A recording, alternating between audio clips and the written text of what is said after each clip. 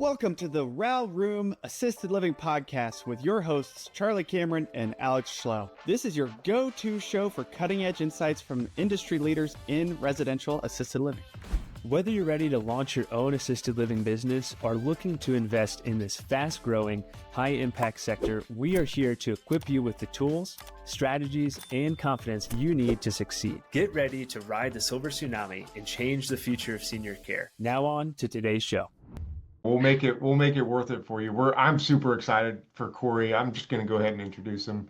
Everybody's going to see the recording. Corey is with Anderson Advisors, and he's going to talk about asset protection. I like to learn about it. With that being said, I will turn it over to Corey, and then I'll just keep letting people in when they come in. I appreciate that. Typically, I'm like you. I'm West Coast. So yeah, it's 6 a.m. for me in Las Vegas is where I live. So I can appreciate that. But you probably didn't stay awake till 4 a.m. to party, but neither did I. First, thank you very much, Charlie, for hosting and for this to be able to take place. I saw Nick and Chloe. I think I saw you guys from before as well. So it's good to see you back. Your time is valuable. So I just want to kind of give you some highlights as to how we help out in this space of residential assisted living. Give you a quick background about myself. I've been with the company for close to 10 years. I was in the Marine Corps. So that's what you see behind me, just things that I cherish. When I started with the company close to 10 years ago, I started with retirement accounts, helping people maneuver their IRAs and 401ks. We started doing structuring, taxes, and I have a master's degree in business and finance. So what's kind of led down this path through the 10 years with the company, but overall 20 years as a real estate investor, I also purchased lots of real estate back in 2005, 2006. So of course, the end of that story, what happened in 2008. So I learned some valuable lessons. And really, when I talk to clients, there's two types of clients that I typically come across. Those that have made money and those that haven't or lost money. And so I focus, if we're making money, how can I make sure I have the proper protection in place? Because unfortunately, the more money that we tend to make, there's always going to be somebody that's jealous of your success. They think that you're the unicorn, that, oh, you just happen to win the lottery. They don't see the 20 years that you got to this point. The problem is also when we lose money, then the question is, how do I write that off? Or what can I do? How can I rebound from what I've learned from? So for here today, I'm just going to highlight some of those challenges that I've come across with people in the residential assisted living space and share some stories, because the upside or downside of being in this business for so long is you get some really unique stories as well. So with that, I'll start with sharing my screen. And go to here. So the first thing I do, and you can see my screen okay? Yeah, we got it. Perfect. I'll just expand here a little bit on when you talk about income streams. And so there's really 7 different types of income streams. The 2 that I'm going to focus today is we have what's called earned income. So earned income is what we do. That's either maybe our W-2 job or earning income in the assisted living space. So if I'm going to pay my grandmother to go into your facility, it's $5,000 a month as the example, you're going to be earning that income. The other one I'd like to focus in on is the rental side. So therefore, if you have a piece of property and you could rent it to yourself through your company, or maybe you're in the business of buying a property and then renting it to some other company, in essence, you're going to get that rental income. The reason why that's important, because rental income is taxed differently from earned income. The other ones, just to kind of give you a quick highlight that you see there, is profits, interest, capital gains, dividends, and royalties. I can get into any more of those situations if you have any questions. This is your time, so it's not like I'm going to go over some specific ones. So if you have any questions, we can answer it now or at the end after I do it. So if you have any questions on those different types of income, it's just important to note, because I have a lot of people say, Corey, I have educational expenses or I have startup costs. Can I reduce this with my W-2 income or with some of my earned income? And the answer is, of course, in our world, in the law firm world, it depends, is what you'll typically hear 90% of the time. What one person is doing and what another person is doing, it's not always going to be the same answer. So when you start looking at the income, then we start looking at the structure. So when it comes to the structure, typically you're going to have one of 2 options. So you can have a corporation or you can have an LLC. An LLC is a limited liability company, and a corporation is an Inc. Most people, when they think of an Inc., they think of these billion-dollar companies, the Apples, the Microsofts, the Googles of the world. But the reality you and me as an individual, a corporation can be very powerful. When you're looking at a corporation, typically in this type of business, we recommend doing a true corporation, not an LLC. Now, it gets a little confusing because some people are saying, Corey, what if I want to start as an LLC and then maybe have a corporation? You could do that, but it's a lot more work. And so the way I would look at it, if we're going to start the business of actually having that earned income and sponsoring a place, typically you're going to have that as a corporation because I want to have those immediate tax benefits. So for example, if I have an LLC is not recognized by the IRS. So now you have to tell the IRS, how do you want that LLC taxed? So an LLC can be taxed 4 different ways. So you can technically have an LLC taxed as an S Corp. You can have an LLC taxed as a C Corp. But the reason why we actually like it as a true corporation is all corporations start as a C Corp, and then we can make it an S election. If I start an LLC, I'm pretty much going to be bound that type of tax status typically for 5 years or more. So if we're starting a new business, the C Corporation is what we would generally recommend to start off with because we could change a C Corp to an S Corp. But if I start as an S Corp, I can't go from an S Corp to a C Corp. So the obvious question typically then, all right, Corey, well, let's start with a corporation. What's the difference between an S Corp versus a C Corp? If you're still having earned income, W-2 income as the example, if I have an S corporation means it's a flow-through entity. So it means it's going to flow down to your personal returns, which is your 1040. So ideally, I don't want to have an additional $100,000 of income, for example, hitting your 1040 on top of your W-2 income. Typically, the more that you make, the more you're going to pay in taxes. The C corporation has a unique option where you can keep what's called retained earnings in the C corporation, or the other option is you can take the money out. Now, you can take the money out as a dividend, but we wouldn't generally recommend that. So whatever you hear, oh, you don't want to do a C corporation because of double taxation, what they're really referencing is taking a dividend. But because we're not a Microsoft, we're not an Apple, we're not going to take a dividend from our own business. The benefit of the C corporation, it does have a lower tax bracket than us as an individual. So C corporation has a 21% tax bracket versus an S corp, which flows down to us, can be at 37%. So when you think of it from a tax perspective, the C corporation is going to be generally preferred because number one, I can always change the tax status later. My taxes could be half of what's an S corp, and so you have a lot more flexibility going with that. So the next part, typically people say, Corey, where do you set up that corporation? I live in Texas, I live in Las Vegas myself, or North Carolina, but I've heard about Delaware, Wyoming, or Nevada. Where do I set up the business itself? And the answer is going to be generally your home state. So if you live in Texas, it'd be a Texas corporation. If you lived in Florida, it'd be a Florida C corporation. There's several reasons to that, but at the end of the day, if you try to open up a bank account and you have a Nevada or Wyoming corporation, the bank is not going to let you open up that account. So then you're going to have to do what's called a foreign file and file that business in Florida or in Texas, wherever it is. So now you're paying 2 state fees every year, and wherever then you filed what's called that foreign file, now that's the place where the state is going to be responsible. So meaning you're thinking, oh, I create out Wyoming, so I get the Wyoming benefits. But if I file that Wyoming corporation into Texas, for example, then Texas law is going to prevail first. So why not just set up as a Texas corporation? So what you're basically looking at, set up a C corporation to begin with if you're going to be actively running a business. The benefit is you can have flexibility moving forward. So in other words, let's say I want to have one location to begin with, but eventually I want to have a second or a third location. Then from here, we can just add more locations. So this could be the RAL number 1 as the example. And then from there, you can have other LLCs that kind of flow into it. So now if I start to expand my business and have another location or another branch, I could still have that umbrella company, if you will, for all of your marketing. And now you have these different locations that you could still pay the staff out of that one master corporation, because maybe I'm going to have one of the caretakers work at one location on Monday and Tuesday and then work at another location Wednesday and Thursday. Ideally, I don't want to pay them 2 different paychecks from each location. I would pay them from that home company, if you will. but yet I want to make sure I'm keeping track of the books so I know how much money I'm making off of each location. So this is a great way that you start with that foundation of that corporation, and then as you expand or grow your business, then we can just add other LLCs that would be owned by that corporation. So that's going to be the corporation itself. So that's setting up the business. And then the second part that I would be focusing on is what about the rental property, the location itself? So same rules would apply. If you live in Texas, you'd have a Texas LLC for the actual rental property.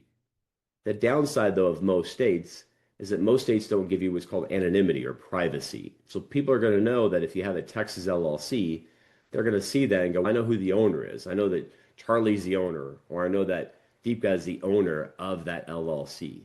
It's not the end of the world. As long as the LLC was created properly, that's called an operating agreement, then that's going to be helpful for you. However, if I can have that privacy or that anonymity up front, it's definitely going to be preferred.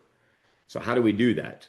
So if I set up a Texas LLC as the example for that rental property, ideally the owner wouldn't be you, it would be another LLC. And that LLC, we want to do where there is some anonymity or privacy to take place. So this is where you hear a lot about Wyoming and Nevada. By no coincidence, you're talking to me today in Las Vegas, Nevada. I'm sure you can take a wild guess as to where we have a second location or office. And if you guessed Cheyenne, Wyoming, you'd be correct.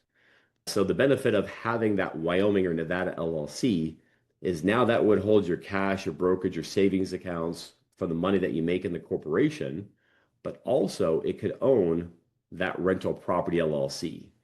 So if I go back and say this is a Texas LLC, the owner is the Wyoming LLC, so now I don't know who the true owner is. So ultimately, if you take a zoom out type of process, you're really looking at potentially three entities. You'd be looking at the active business. How do I get paid? Number two, I'd be looking at the LLC for the property itself. And then what you notice here is I can rent the property back to the business. And then number three, when I make my money, where do I put the money?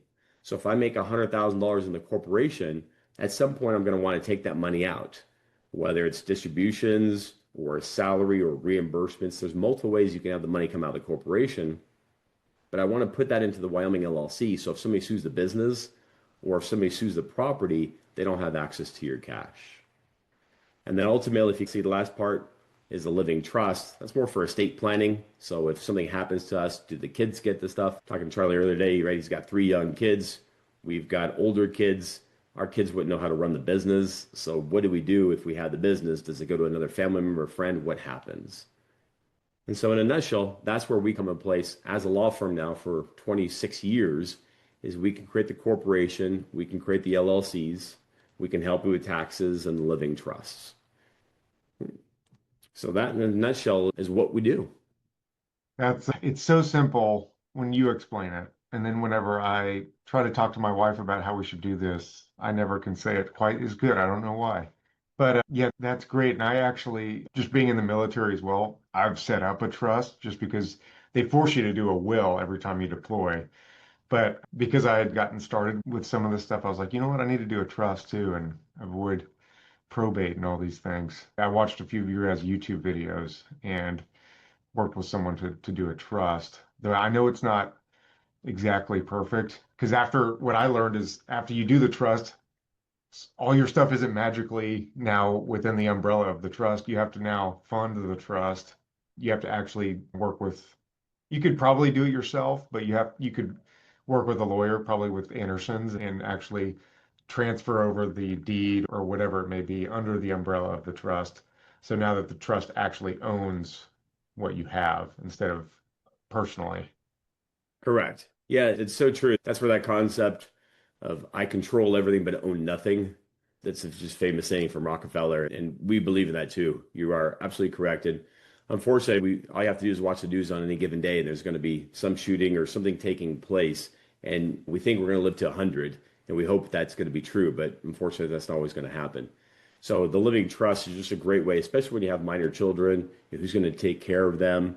What happens if they grow up and they get married and divorced? I want to make sure future ex-spouse doesn't get half of what I want to give to one of the kids. What do they get as a graduation present from high school or college? It's a lot of these things that we don't want to think about or talk about. But unfortunately, if we don't have a plan in place, The state has a plan in place, and that's called probate. And you do not want to go through probate process. And the only way you can avoid that probate is to have that living trust. So that's a very good point. I appreciate that. Yeah, I have more questions, but I want the people to talk. Pedro, I think you had your hand raised first. Yes. Just still trying to understand that you mentioned that C Corp double taxation, you don't want to take out the funds, but eventually you do. And you mentioned you do take out the funds. So at the end, you do still pay the double taxation, right? That's a misnomer. So we'll keep the math simple. Let's say you make $100,000 in the business. So you're going to have expenses. Let's say your expenses are $25,000. So now you have $75,000 left in the business. So assuming you take out a zero salary, then you would pay that 21% of that $75,000. However, you say, Corey, I want to take money out. I want to live off of that. Or maybe I want to put money into a retirement account or something else. And so now you decide to take a $25,000 salary. So that salary is going to be an expense to the corporation. So the corporation now would pay taxes on $50,000, and then you would pay personal taxes on the $25,000 at whatever your tax bracket is. So you're not taxed twice, you're just taxed two different ways. You're taxed at $50,000 on the C corporation, and then you'd be taxed $25,000 at whatever your tax bracket is. So when CPAs are talking about double taxation, they're saying you're getting taxed twice in the C corporation, but that's simply not an accurate statement unless, again, you're taking a dividend, but you would never take a dividend from your own corporation. So just know that if I have that $25,000 example coming to you as a W-2 income, that's going to go back to that earned example that you kind of see here on the screen, but that's an expense to the C corporation. So what's left inside that C corporation would be $50,000. Does that help? So then how do you take extra funds? Because I know I want to keep the W-2 as low as possible to not pay FICA on it, of course. Yep. And so you do want to take out more distributions. So if it's not a dividend, then how else do you take out more funds? That's the beauty of either a corporation, S Corp or a C Corp. You have 1,500 types of deductions that you qualify for. And so always remember, that's where I put this one, and I'll expand that a little bit here so you can see that. And so when you think of a corporation standpoint, you earn it, you spend it, and then you get tax left over. Versus you and me, when we get a W-2 income, for example, we earn it as well, but then we're taxed, and then we get the net proceeds on our paycheck. So when you think of it from the IRS perspective, 90% of the income that goes in the IRS, over $3.5 trillion, 90% of it comes from you and me in the W-2 world. So only 10% of taxes actually comes from corporations. So if you can't beat them, you join them. And so that corporation is such a powerful way because now you can take deductions, whether it's startup costs as education, for example, or like today, I'm in my home office. Well, my home office, I can't deduct as a person. I can try to do it, but I have to file a separate form if I have some type of LLC or some type of sole proprietor to be able to take place. But the average home office deduction as an individual is about $600. However, through a corporation, I could do what's called an administrative office. And you may think of, Corey, what's the difference between a home office, administrative office? Just semantics. But now I can go off the total number of rooms in our house. So if I'm a 3-bedroom house, I have the great room and I have my home office. So that's 5 rooms. So that'd be 1/5. So that's 20% of all expenses related to my house. So that's 20% of your mortgage. That's 20% of your electricity. That's 100% of the internet. So now you can have $6,000 or $10,000 of expenses versus you and me as a person, it's averaging $600. So I want to start to expense out as much as I can from the corporation.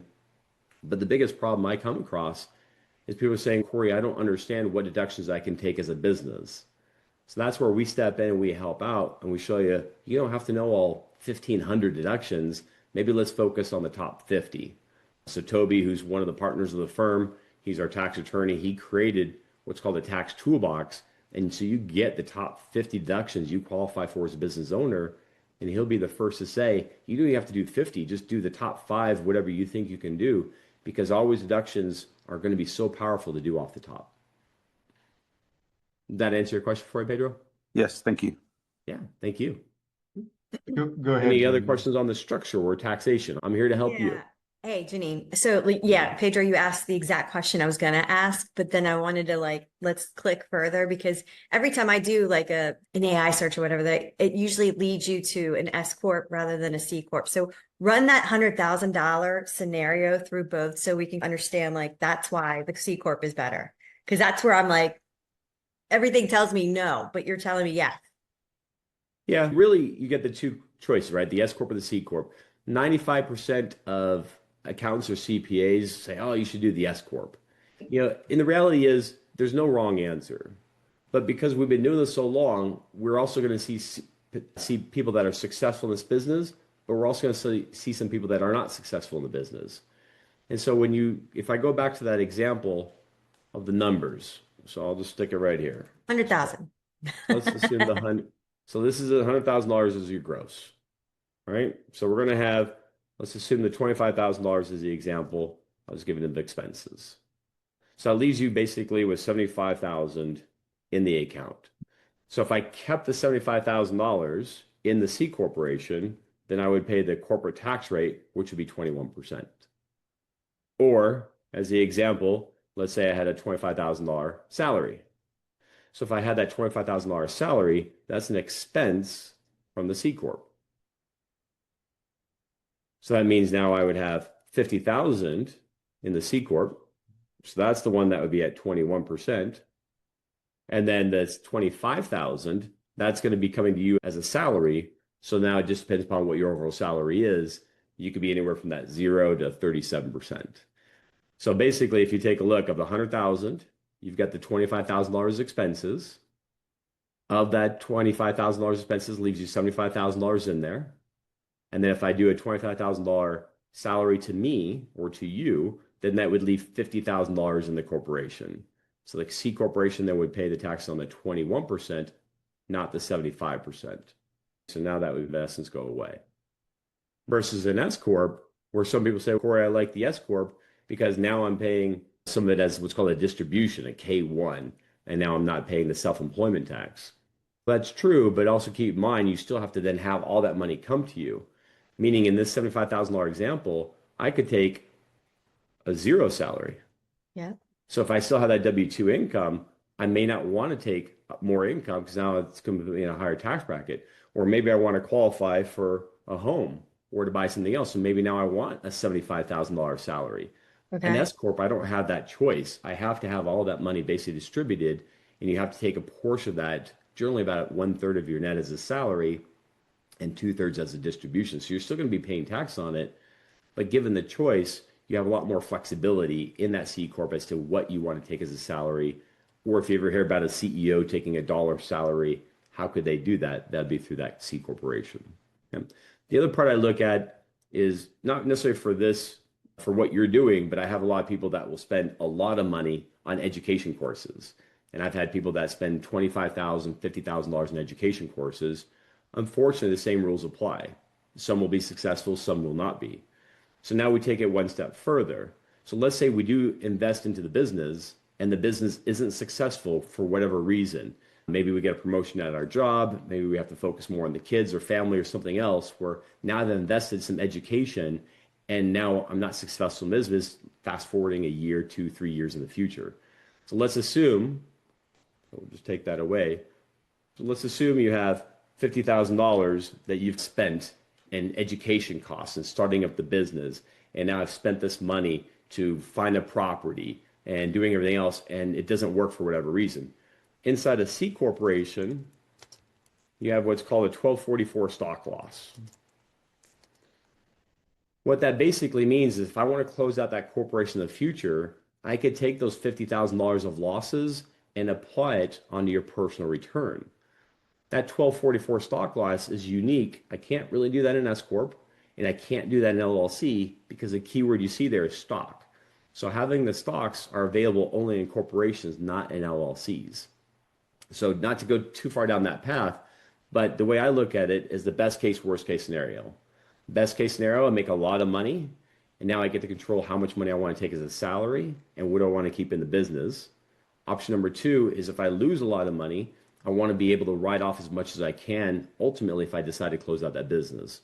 So that 1244 stock loss is a unique safety feature that we built into it, but it's very important to have that description of that 1244 stock loss in what's called the bylaws. It has to be written up front because it can't be added later on. So it's on your day one when you start the business, we create those shares within the business. And that's one of the unique things that we do with our clients, as opposed to try to do something on your own. You're not going to be able to know that information when you try to do that on your own. I don't know, Janine, did that help answer that question for you? Yeah, I'm seeing the scenario, and every scenario you're saying, like the C Corp just offers more variation, more ability, more flexibility to handle random scenarios that kind of come into play. That's a perfect way of saying it. And remember, one of the other benefits of the C Corp, you say, all right, Corey, now I'm making money or I don't have the W-2 income. Remember, we can always switch that C Corp to an S Corp. The S Corp is generally going to be used if that's going to be your primary source of income and you're making under $1 million. Okay. I had one of my clients. That's good. Thank you. I just had one of my clients yesterday. I met at our Rainbow location here in Las Vegas, and he's making $20 million a year, and he has an S Corp. And he goes, Corey, I'm getting killed on taxes. I'm like, yeah, because the S Corp is not helpful because quite frankly, you're making too much money. He goes, that's exactly what my CPA said yesterday. He says, and he gave me that sarcastic answer. You got a first world problem, Bob. You're making too much money. I'm like, I'm not going to give you that sarcastic answer because that's a good problem to have. However, if we would have then, let's create a C corporation to manage the S Corp. And so we went through that scenario, and that's exactly my conversation I had with him just yesterday. But that corporation, that C Corp just gives you that flexibility. If I have losses or if I make too much, I can control that. Yep. Can I double click before? Yeah, of course. Go to Topeka? When you are working, is that what your operating agreement is going to do? It's going to tell you how the C Corp and the Holdings LLC and then each of your properties play together? Correct. Okay. Yep. So that's important because, like you said, they all got to play well in the sandbox. Because one of the unique things that we offer here at Anderson is we have a complete service, meaning it could be very frustrating where you've got the attorney that gives you one advice, you've got the CPA that gives you the other advice, and then you've got Jim down the street who's going to give you advice as well. Running a residential memory care home is not just a calling. It's a maze of licensure, paperwork, zoning regulations, and day-to-day challenges that can feel overwhelming. That's why so many successful operators partner with Legato Living Franchise. Legato Living does more than just help you open a home. They help you open it the right way so you can stay focused on what matters, providing exceptional care to those living with dementia. And once your doors are open, it can get lonely at the top. As a Legato Living franchisee, you are never on your own. Legato Living offers ongoing operational support from staff training and owner conferences to systems, cultures, and quality assurance, because a home is only as good as its operator, and great operators deserve a great partner. If you're ready to open a residential memory care home that truly makes a difference, visit Legato Living and start with confidence today. And so you're like, oh my goodness, what do I do? And sometimes there can be more than one answer, right? Everybody here may have a unique situation. So that's why we offer that one-on-one time after this time to do that consulting to figure out what specifically you may need. But nothing can be more frustrating where you're getting different answers from different people. And there can be more than one answer. It's what I call the good, the better, the best type of model. But I want to make sure I understand your situation, what you're doing, because what you're doing could be different from Deepika, but this is what you would look, it's a great place to start. Yeah. So if you haven't had the chance yet, because now we use these, everybody uses a QR code now, right? I'm like, what's a QR code? But that's where I sound old. But that's where you got that, or you can just go old school with the link. Or if you really want to go old school, there's actually a phone number that you can call or an email. Yeah. And we can always schedule time one-on-one, 30, 45 minutes, no charge to be able to do that, since you're coming in with Luke and with Charlie to be able to have that. Okay, great. So just one quick follow-up on that, and then I know Deepika has had her hand up for a while. It sounds so. With our S Corp, we've said, hey, reasonable salary to take out as a distribution. It sounds like C Corp, you can, whether it's reasonable or not, you can adjust that year to year, versus Correct. S Corp, you don't have that kind of flexibility. Correct. Plus the S Corp, you got to do quarterly reports to the IRS. The C Corp once a year. C Corp to work off of a fiscal year versus a calendar year. So meaning you can have your C Corp right now, for example, you go October to October.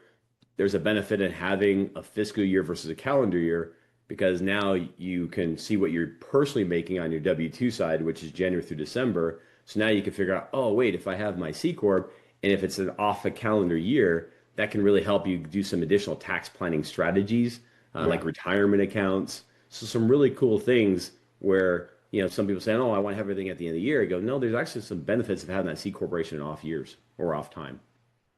Yep. Got it. All right, Deepka, you're my 6 a.m. West Coast person. I want to, can you hear me? Okay. Yes. I want to start by saying that I've been working with Anderson since 2020. So I have my structure set up exactly how you just explained. So I feel very relieved that I'm doing the right thing.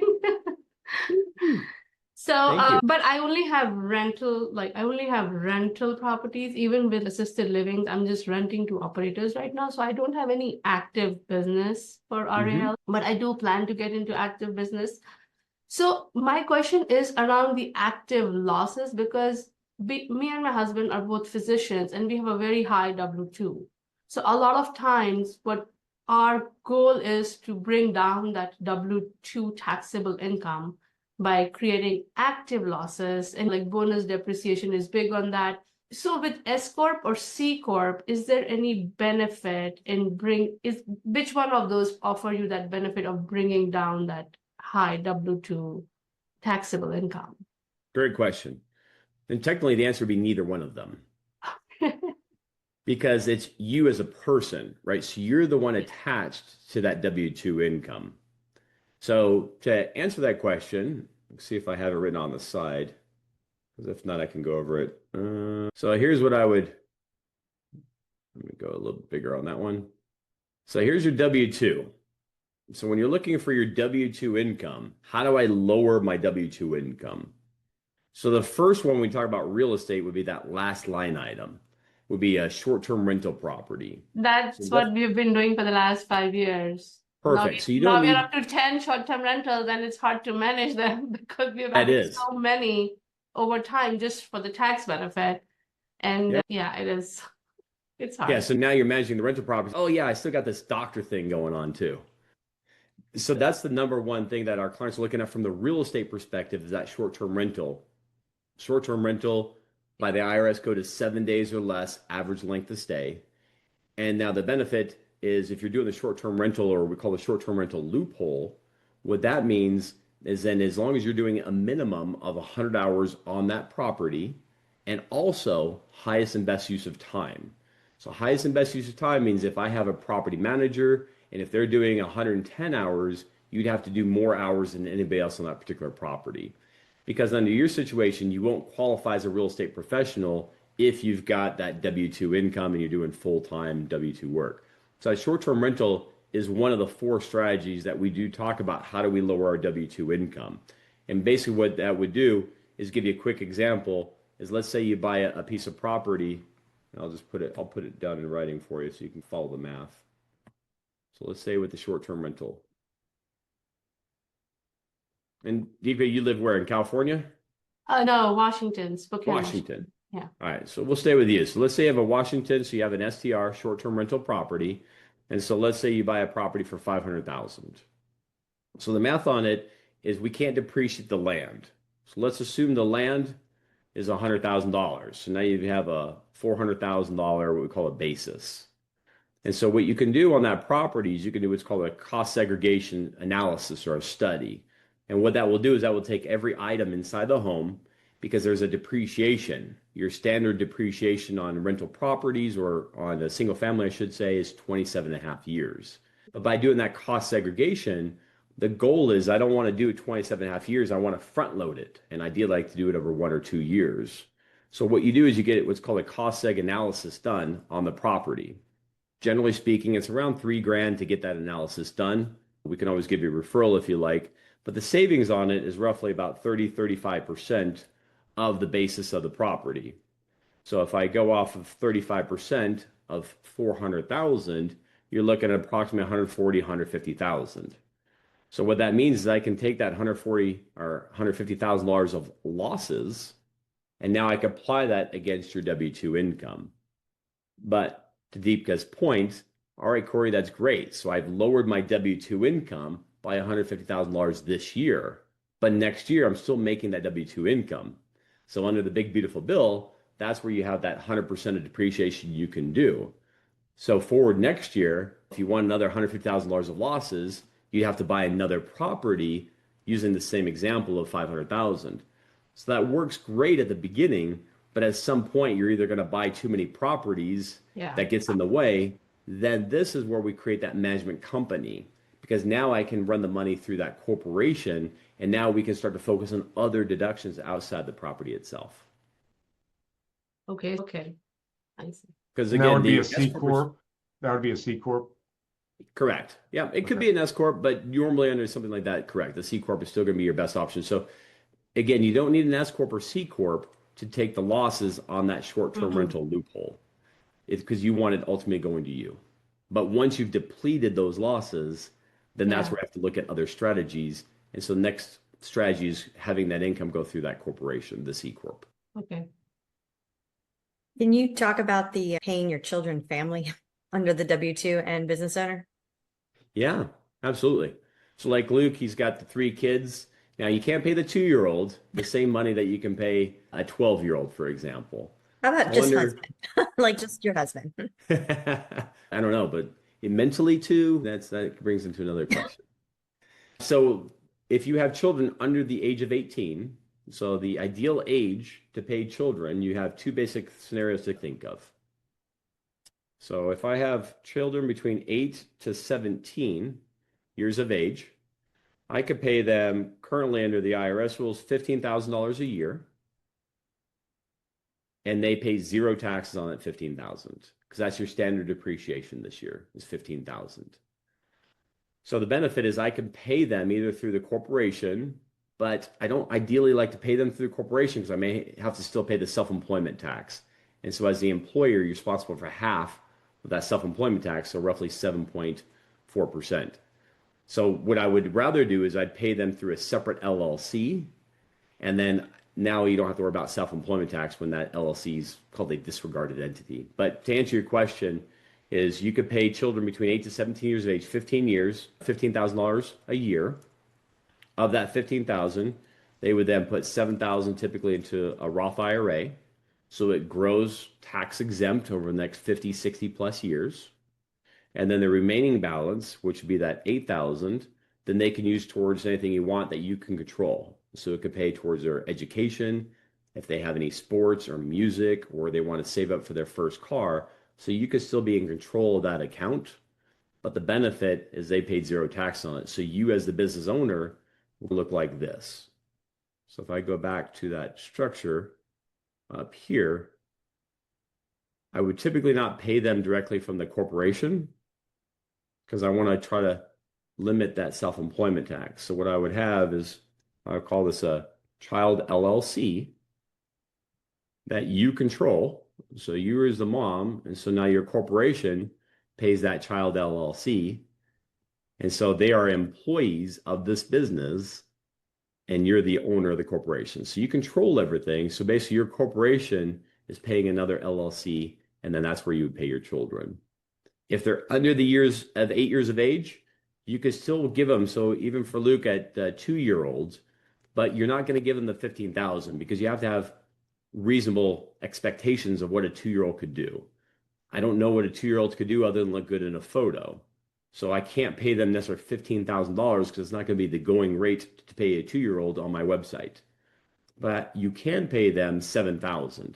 So I would put that money, $7,000, into a Roth account, but you wouldn't need an LLC to pay a 2-year-old. So you could just literally put $7,000 into a Roth. So anything from as long as they're born, so from 1 month old to age 8, in essence, you could pay them $7,000. You're not getting a deduction. However, they get that tax exempt growth for the next 60 plus years. What about 18 and older, and what about a husband? Yeah. So once you get 18 older, you can have it as an employee of the business. You could do the same thing, but now you do have to worry about they will have that self-employment tax. So it's still helpful to be able to do that one, but it's not as dramatic of savings But if you want to pay them as an employee, you can do that. So you can pay them either through corporation, or if you have grown children, if you will, and they have some other businesses. This is very popular. Like Toby, who's one of the partners of the firm, his daughter was going to nursing school. Now, I don't know how much her nursing school was, but I know it's a lot of money. And so she would intern for us in the summertime.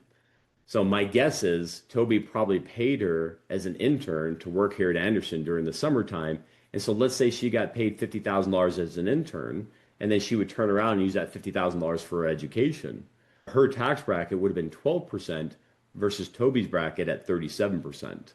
So this could be very helpful if you have older children going to college or beyond and you want to support them or help them in some way, shape, or form.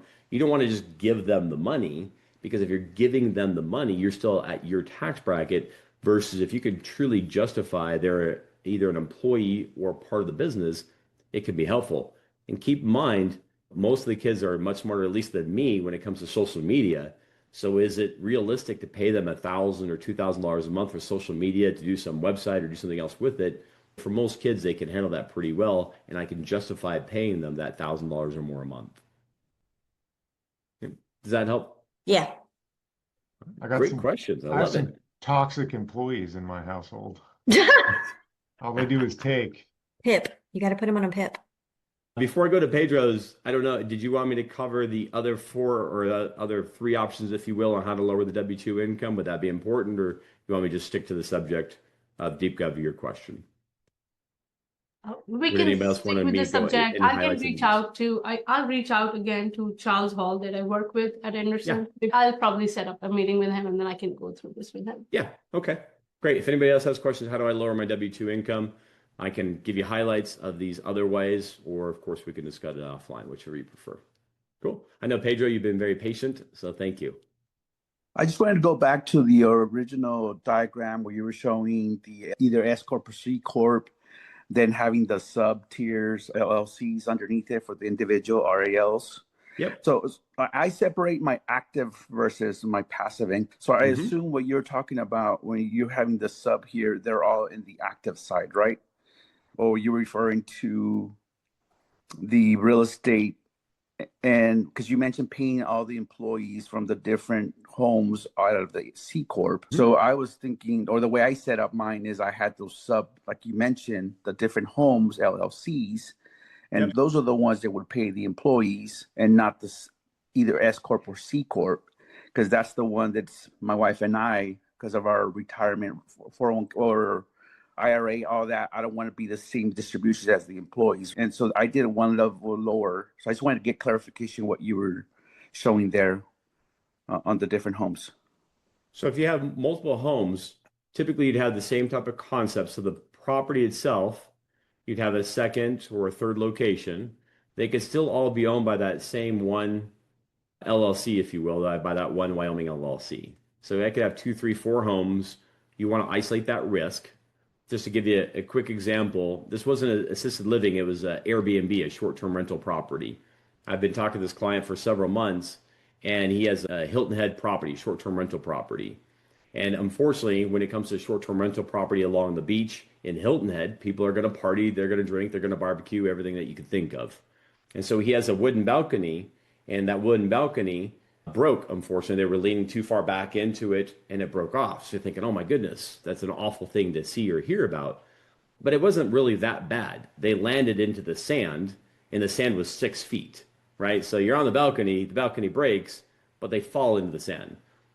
A broken wrist and an injured arm, if you will, like nothing major. But what does that attorney do? They hire the attorney that they see on some type of website, or they see on a commercial or a billboard ad, like here in Las Vegas. I get the over-the-top type of attorney. In a wreck, need a check, give me a call, we're going to go after Luke for you. Those kind of, every city has somebody like that. And so that's exactly what they did. So they sued our tenant, if you will. He wasn't our client at the time. And so they sued him because he says, you're the homeowner, and they know that you need to have insurance for Airbnb of at least $1 million. So they went after him for basically a broken wrist and an injured body for $1 million. So what happens? You fast forward 2 years later, the insurance company wants to settle for $850,000. And you know what the attorney said? Nope, I want $1 million. The insurance says, that's the most we're going to pay.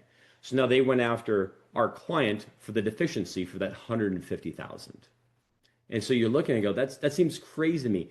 You're literally falling 6 feet into the sand. You got one person that's really injured, but even then, your medical bills were still under $50,000. So how much pain and suffering can one have of falling 6 feet into the sand? But that's what they were doing. So now they came after the individual. And unfortunately, he didn't have the Wyoming holding set up yet because, again, he was not our client at the time. But under this type of situation, I can't prevent a lawsuit. So if somebody slips and falls on the property, they can potentially go after the property, but I don't want them to go after the second or the third property that Pedro you have. And I certainly don't want them going after your money. So that's the reason why this structure is so important when you have that tiered type of level. So the same thing would be true then on the money side. So on the money side, then ideally the way that you would do it, just like you talked about earlier, so now when I'm going to pay grandma to go into RAL number 1, I'm going to have then that money. So this is where the income is going to come in so you can keep track of your books. And then if I have that second property or location, then I would have that as RAL number 2. But from a tax perspective, I just want to have one return. So that's where everything in essence was flowing down to then that corporation. So I'm going to pay the staff at the corporate level, but going to have 2 separate books, and I'm going to have 2 separate property LLCs for it.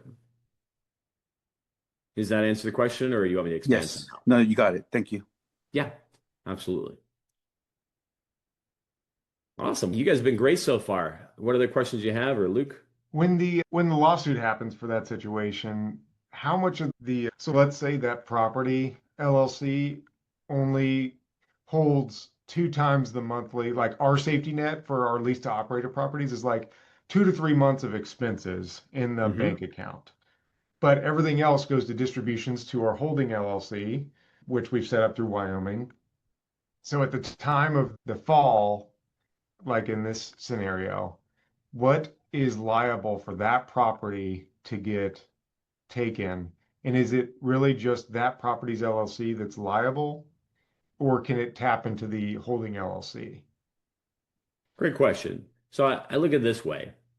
Deepka, for you as a physician, as a doctor, you're here to help people. So you have a wonderful job to be able to do. Attorneys, and I work for them. So I can say this confidently because I've worked with many of them. Attorneys, you have that as well, attorneys are not necessarily here for the better good, right? They're here to, number one question attorney's going to ask is, how do I get paid? And so whenever a lawsuit takes place, the attorney is going to figure out, number one, who am I suing? What assets do they have? And how do I get paid? So if you look like a homeless person and they're going to be like, there's nothing I can go after, then the chance of that lawsuit going after anything else other than that specific asset is going to be severely diminished. So the rule that we always look at is if they can't see it, they can't sue it. And so we want to have that anonymity, but that's not going to be the end all be all. I want to actually have those provisions or measures in place. So for example, when you have that Wyoming LLC, that's going to give you that asset protection. Specifically in Wyoming and Nevada, they have what's called charging order protection, which means that if I try to sue that LLC, they can't force a distribution from it. So that's an important distinction. Most states do not have privacy or charging order protection. So to answer your question, if you're making the money in the business, if I'm the attorney wanting to sue, I'm going to sue everything and everybody. So I'm going to go after the rental property. I'm going to go after the management company. I'm going to try to sue you as an individual. So you can pretty much be assured you're going to be sued 3 different ways. You as the person, you as the homeowner or the owner of the property, and also the management or that company. But the reality is, just because I try to sue everybody doesn't mean I'm actually going to get paid.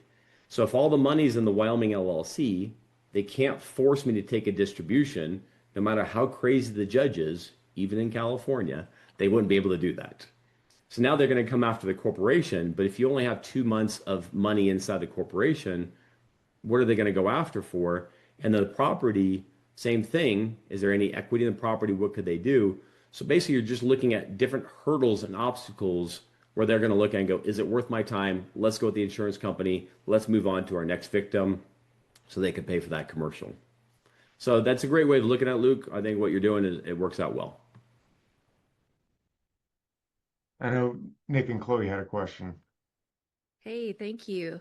I was looking at that list when you were talking with Dr. Deepika about the different things that can offset the W-2 taxes, and I noticed nonprofit. Can you explain a little bit about that? Would that be us creating our own nonprofit or what exactly, I guess? Yeah, it's a great question. Yeah, so with the nonprofit, I think one of the things that we probably knew, but it was reassured, if you will, with Elon Musk when he was part of Doge, is when you see these non-NGOs to realize how much money does not go to the end user when it comes to a nonprofit. That's in the political space, but unfortunately, that's still true with your Red Cross of the world, your Goodwills, everything else. It's nothing against them, but they always have operating costs, marketing costs, and so it can be very difficult. My wife is a 2-time breast cancer survivor, and when we would want to give money to Susan Komen, when you actually look at the numbers, you're like, oh, God, if I give them $1,000, how much is really going to help that individual and impact them at the end of the day? And so now you can have your own nonprofit. So if you look at it this way, a nonprofit, it's got on its own. I choose pink for my wife. So now you've got there. The most type of prevalent nonprofit is a 501c3. And so now as a nonprofit, your company can donate to the nonprofit 10% of its revenues. You as a person can donate to your nonprofit. The benefit of your own nonprofit is now you're in control as to where you want the money to flow, meaning do I want to give back to the community? Do I want to be on the board? As a board member, do I want to take a salary? So I'll give you a quick example with one of my clients I helped out recently. He works on the New York Stock Exchange, W-2 employee, making approximately $1 million a year in New York City. He's now single in his mid-50s. He's like, Corey, even in New York City, I don't need to live off of $1 million. And so we created a nonprofit, and last year he put 500,000 of his million into the nonprofit. His goal is he wants to teach and educate people as to how he trades. So he created as a nonprofit, he wants to be able to teach the teenagers, and so that was going to be his focus. And so now that took his W-2 income from $1 million to 500,000. He says, I don't need to take a salary in my nonprofit.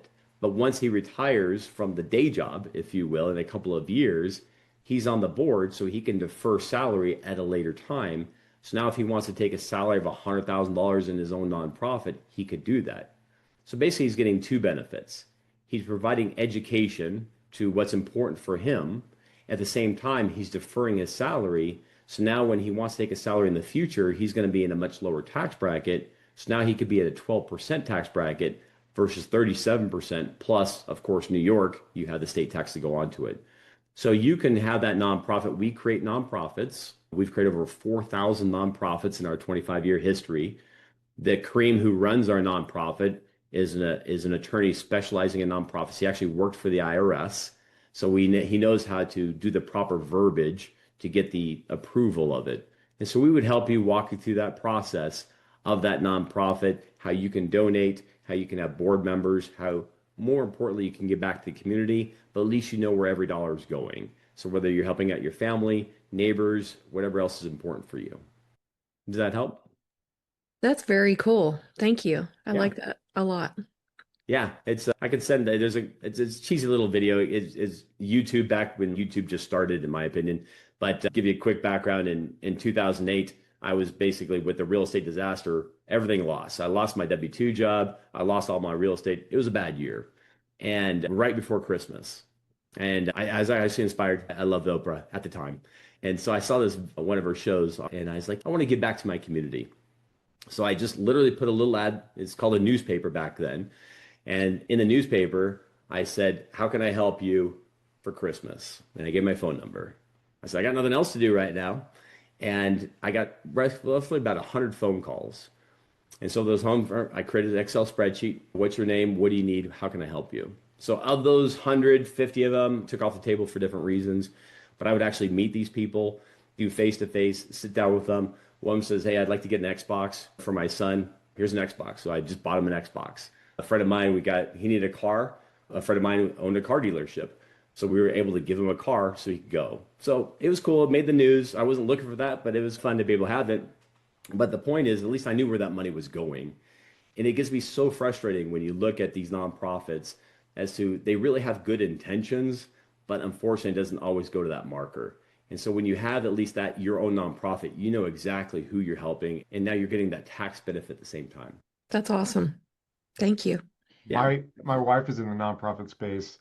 So true. And there's so many nonprofits with really good missions, but when you look at the actual financials, and every 501c3 owes their financials, and you can look them up to see what their percentages are. And a lot of them do great work, but some of them you just look at the top and they're like, oh wow, the people at the top are they're living in mansions and have maybe 2 or 3 of them. But Travis Manion Foundation is the one my wife works for, and they got a pretty good ratio. Which is awesome. Yeah. But yeah, as a Marine, you probably knew about Travis Manion Foundation. Yes. Yep. But so I guess on the side of this that I'm thinking financially, if we're protecting our funds and we're creating a 501c3 personally, and of course we're going to do good with that, but we're not going to try to go mainstream. We're not going to try to become Wounded Warrior Project. Correct. Is that a way to protect some of your funds and allocate as the lone board member of the 501c3? Maybe I'm able to do something like what you did, but also pay a salary to myself to protect some of those funds. Is that kind of the idea of Absolutely. what you could do? It also works. What about, let's say you have a couple $1 million, whether it's from real estate or from your business. And now we talked about the living trust at the beginning. Now you've built this estate, and so you want to make sure you have a draw. An 18-year-old may not appreciate what you worked hard to earn that $1 million or $2 million. So what do? Upon your passing, you give the money to your own charity. And so that's called a charity remainder trust. And so now when we set up the charity, you're in charge of the charity, and now you're going to have requirements for your children. But it's also a great tax loophole, because when you're looking at it, you do have the inheritance, which is roughly 13 million, but our high-end clients who have more than 13 million of assets, that's per individual. So now they're like, Corey, I have millions of dollars. What do? They can in essence donate to their own nonprofit. They get the tax savings today. And more importantly, they get to control their kids after we passed away, which is always a good feeling. Got it. What a helpful call. Really good questions, everybody. I learned a lot. Definitely doesn't make us experts on this, so I would recommend reaching out to Henderson's and probably working with them. Dr. Deepika, you've been with them for 5 years. Lucky you. It seems like you got a good structure going on. Yes, I'm very pleased with the great service. I love it. Yeah, awesome. That's great. We appreciate that. Chuck's a good guy. I've worked with Chuck for 6 or 7 years. Just make sure you make fun of his hair because he has none. So it's always fun. I'm jealous because I'm getting closer. Yeah. But guys, Corey, thank you so much for being here, taking the time, waking up early.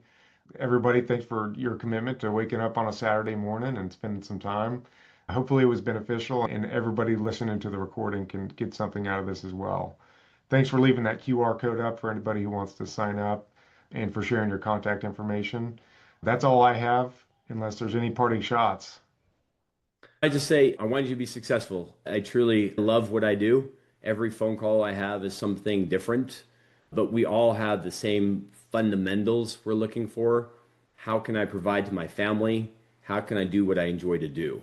Even the doctors of the world I talk to every day, I talk to at least 1 or 2 doctors, and they say, Corey, I enjoy what I do, but it's a lot more paperwork now. I got to deal with insurance. It's not the same of what it used to be. And so if there's anything that we can do to help you along the way to get to your passion, because a lot like my wife, had lunch with Toby over the weekend, and we were talking about nonprofits, and Toby's looking at my wife and says, that's your passion. Why don't you go for it? When you got your boss saying, that's what you need to do. You need to be able to give back and be able to help. And then the first question is, how do I do that? And how do I get paid? What's going to happen? There's always so much uncertainty. And the challenge is we can Google anything. We could chat GPT the world, but it doesn't mean you're going to get accurate or relevant information. So I just want to be that resource or tool within your toolbox when it comes to asset protection, when it comes to taxes or estate planning. That's been our focus. And you may not like the answer, you may love the answer, but we just want to be able to help you because you work so hard for your entire life. I want to make sure you're protecting what you have. I don't want to give a tip to the government. By being in the military, we know how they can spend the money. I want to pay my fair share, but I don't want to pay extra. So this is the type of structure that we're looking to be able to help you so that you can truly have this as a legacy for you and your family beyond just our lifetime. Yeah. Awesome parting shots. Yeah. Thank you, Corey, once again. Thank you. Thanks everyone for being here. Have My a pleasure, great guys. rest of Thank you very guys' much for your weekend. time. Great meeting you. Bye. Enjoy your weekend. You too. All right. Thank you for tuning in to the RAL Room Assisted Living Podcast. We hope you found today's episode insightful. If you enjoyed it, make sure to leave us a raving 5-star review. And a quick review helps more listeners find the show and more seniors get the exceptional care they deserve. And don't forget to subscribe so you never miss an episode. And just so you know, we have prepared some free resources for you to help you succeed in residential assisted living in addition to this podcast. Head over to theralroom.com, that is theralroom.com, to download our free 10-step guide to launch your first or next residential assisted living home, or our 10 reasons to passively invest in residential assisted living ebooks. And if you're ready to take the next step and make real moves in the RAL industry, join us in the RAL Room Mastermind. It is an exclusive community where we deep dive into everything you need to launch and grow your own residential assisted living business. You'll get access to recorded courses, live calls with industry experts, a RAL calculator, resources and tools, like-minded entrepreneurs, funding opportunities, and an expert networking community to help you along your journey. Be sure to join us next time on the RAL Room Podcast as we continue to explore the world of residential assisted living with more great guests. See you then.